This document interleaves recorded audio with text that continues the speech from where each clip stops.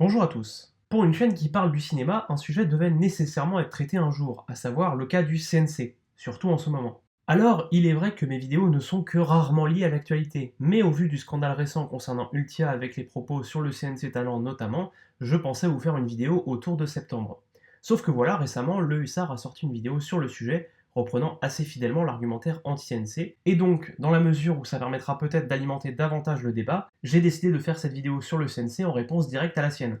Comme ça, on pourra peut-être arriver à des positions éclairées sur le sujet, parce que, on va pas se mentir, entre d'un côté les gauchos qui défendent le CNC et l'audiovisuel public à tel point que ça en devient suspect, et de l'autre les droitards en mode Afuera qui détestent l'idée même que l'État protège la culture française, bah on est quand même face à deux camps qui se gueulent dessus avec toute la certitude possible, au point de n'écouter généralement pas vraiment les arguments d'en face. C'est donc en toute modestie que j'entends apporter une vision modérée et réaliste de ce sujet. Votre cinéphile politologue préféré vous offre donc cette analyse de la meilleure qualité pour enfin savoir si oui ou non le CNC doit être supprimé. Mais pour répondre à cette question, il faut déjà savoir qu'est-ce que le CNC et quel est son rôle.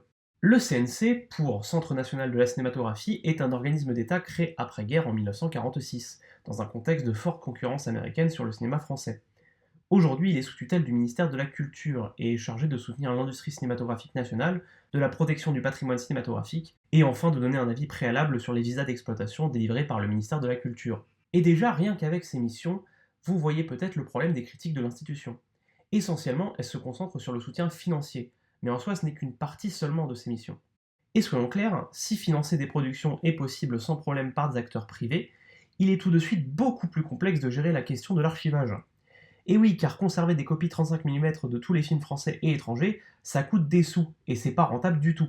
Mais pour autant, je ne pense pas que les droitards vont nous dire que le patrimoine, on s'en branle. Ou du moins je l'espère. Pour rappel, durant les premières années du cinéma, les copies et négatifs des œuvres étaient stockés par les studios eux-mêmes, et parfois il pouvait arriver que par manque de place, on se débarrasse des films. Résultat, on estime que 90% des films muets ne sont plus de ce monde. Et encore en France, on a été partiellement préservé grâce à Henri Langlois qui, au milieu des années 1930, créa la Cinémathèque française pour sauvegarder les films muets. Et pour le coup, je pense que cette question de l'archivage devrait au moins faire consensus sur la nécessité d'une institution publique sur la question, à la manière des archives nationales et autres musées. Sur la question des visas d'exploitation et plus généralement de l'élaboration des lois et règlements sur le cinéma, disons qu'on a fonctionné sans le CNC pendant des années, mais il me semble qu'une institution représentative du milieu peut avoir une expertise non négligeable. Mais donc ce n'est pas ça que critiquent les personnes qui s'attaquent au CNC, y compris donc le Hussard. Le principal souci pointé, c'est les subventions aux productions accordées par le CNC, et c'est l'essentiel de l'argumentaire du Hussard dans sa dernière vidéo pour supprimer l'institution. Il y reproche notamment le financement par nos impôts et que les financements seraient pour les copains, et donc que tout cela serait signe d'un entre-soi globalement gauchiste. Et je vais répondre à ces points. Alors déjà, sur le financement par les impôts, c'est vrai. Mais il faut quand même préciser une chose importante. Les impôts qui servent à financer le CNC sont exclusivement, et je dis bien exclusivement, des impôts sur l'audiovisuel, notamment les taxes sur les tickets de cinéma et les taxes sur les abonnements aux plateformes de streaming. Donc oui, c'est bien vos impôts, mais dans l'absolu, si vous ne souhaitez pas financer le cinéma français, vous le pouvez très bien.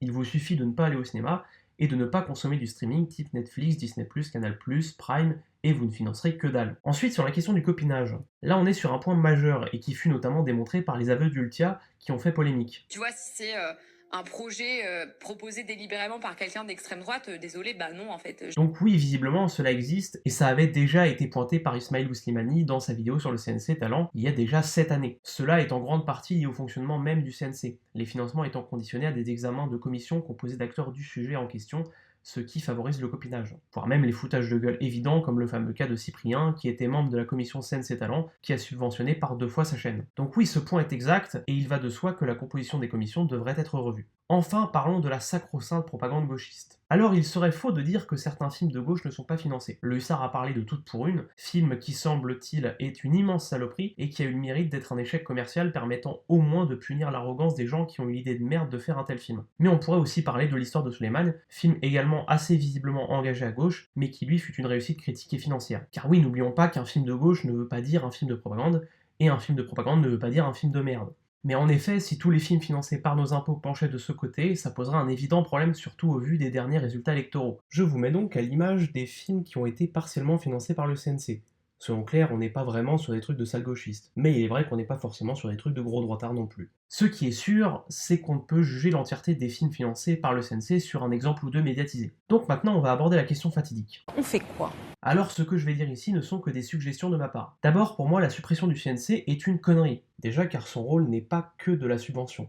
On l'a déjà vu. Mais aussi car je pense que actuellement le cinéma français n'est malheureusement pas assez compétitif pour concurrencer efficacement les œuvres étrangères, c'est-à-dire essentiellement les œuvres états-uniennes. Le problème est que sans subvention, beaucoup de films risquent de ne plus être possibles, et l'industrie sera tentée de se concentrer sur les films les plus rentables, c'est-à-dire pour l'essentiel des comédies populaires médiocres, type Qu'est-ce qu'on a fait au bon Dieu ou Les Tuches. Et pour moi, ce serait un désastre pour le cinéma français, mais aussi pour la nation française dans sa globalité. Je pense sincèrement que le cinéma est une des inventions les plus importantes de l'humanité, et c'est un art de masse. C'est donc un enjeu stratégique identitaire pour toute nation d'avoir une culture propre, et donc un cinéma qui lui est propre. Car, comme on le voit avec les États-Unis, avoir un cinéma fort conditionne l'imaginaire global des populations.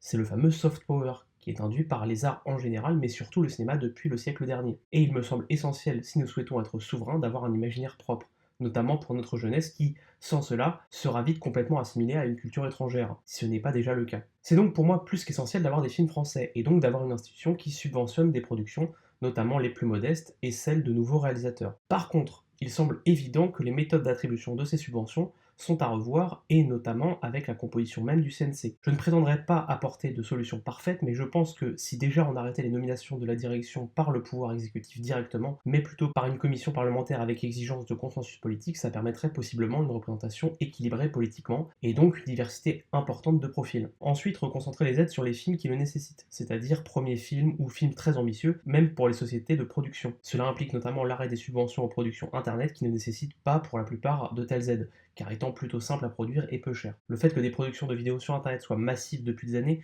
me semble démontrer la non-nécessité des aides dans ce secteur précis. Concernant le cinéma, je suis pour les subventions dans la mesure où c'est aujourd'hui une solution nécessaire, mais je ne pense pas que cela doive être une fin en soi. Pour moi, la mise en place de mesures clairement protectionnistes serait préférable à long terme. Ce genre de méthode a été usée en Chine et en Corée du Sud avec des résultats très concluants sur la production nationale, et sur le succès des films en salle, ce qui est un avantage majeur par rapport aux subventions. Une idée serait par exemple de mettre en place un quota de films étrangers pouvant obtenir un visa d'exploitation en France chaque année, dont nous pourrions exonérer les coproductions et films présentés en festivals d'importance type Cannes, Lyon ou Deauville. C'est notamment ce que fait la Chine. Alors, oui, on perdrait beaucoup de films étrangers, mais ça pousserait naturellement la production française, et donc à terme, on pourrait espérer pouvoir se passer des subventions de manière totale. Bon, ceci n'est qu'une proposition, et je voulais juste dire que si le CNC est critiquable, la mentalité Afuera a fortement tendance à faire lâcher tout bon sens dans les prises de décision. Donc cette vidéo n'a pas pour but de clasher le hussard ou quelconque vidéaste de droite ayant proposé la fin du CNC, ou des subventions en général. Elle a pour but d'alimenter la discussion sur le sujet, et si possible de trouver des solutions meilleures que on garde tout ou on supprime tout, qui me paraissent nuisibles dans les deux cas. Personnellement, je pense que le CNC n'est pas un problème en soi, mais sa gouvernance et sa nécessité pour une part non négligeable de la production française est un problème. Je suis donc pour une réforme profonde de cette institution. Si vous estimez que cette parole mérite d'être entendue, n'hésitez pas à partager cette vidéo, et en attendant, on se retrouve bientôt pour de nouvelles carabistouilles.